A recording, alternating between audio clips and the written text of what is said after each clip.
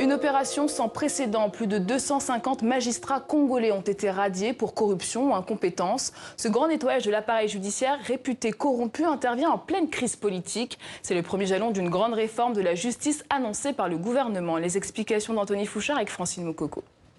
La décision du président congolais s'affiche partout à la une des journaux. Près de 250 magistrats révoqués. Clientélisme, manque d'indépendance, corruption.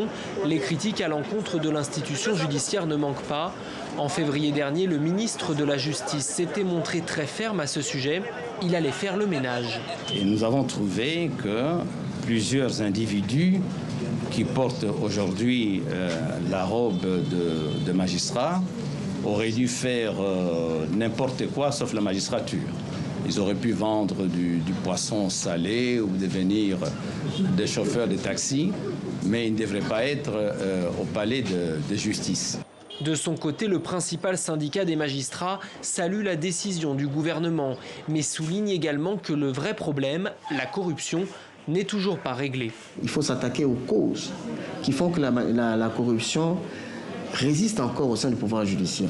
Parce qu'au-delà de cette purge, entre guillemets, dont on parle tant, il faudra résoudre les véritables causes qui minent l'image de la magistrature, notamment la corruption.